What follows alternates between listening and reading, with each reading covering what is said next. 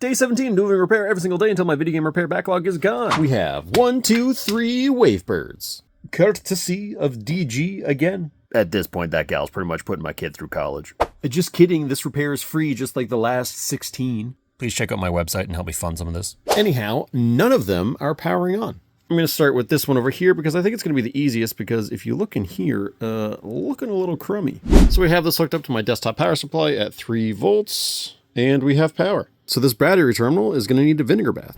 Now I have a feeling this is going to be the case for at least one of these other controllers, so let's just take them all apart and just do one big vinegar bath. Controller number 2 disassembled. Oh yeah, look at that. Now this one's a little more difficult because I have to desolder it. However, it's attached to this plastic housing, which I can't remove until I take these off. So if this metal part gets too hot, it can melt the housing, blah, blah, blah, blah. So I think the key here is just kind of be quick with the heat, like melt the solder, get it out of there, get the heat off.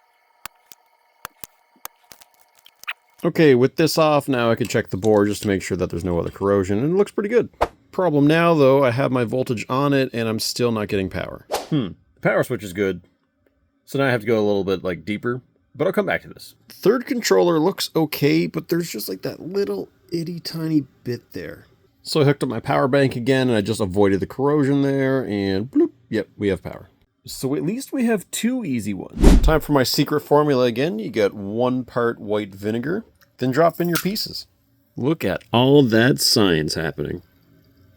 So this might be a well-known fact in the electronics world. However, I'm just kind of probing around this board trying to find out what's wrong with it, and I'm in diode mode here, and I saw that the LED is one way, so I was like, hey, I'll check that. So there's no power to this board, but if I put it on the LED, it lights up. That's neat, never knew that. Unless that's a bad thing, and it shouldn't do that.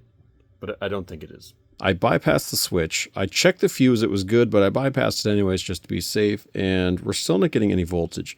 However, if I inject voltage at the fuse, I have power. So I know power's not getting to the fuse, but I'm trying to figure out, like, what would be in between this little point. Like, there's no damage, so I can't see any trace damage. And while I was putting my probe on the pad here, I noticed it moved. And then if I could just do it here with my, there it goes. The whole pad's been ripped up. So we have our little jumper wire. Let's try to turn it on. There we go. Fixed it. So these look much better. However, the shell's still a little dirty, so let's give those all a good cleaning and put this all back together. And here we go. They're all reassembled and working. Let's save the consoles.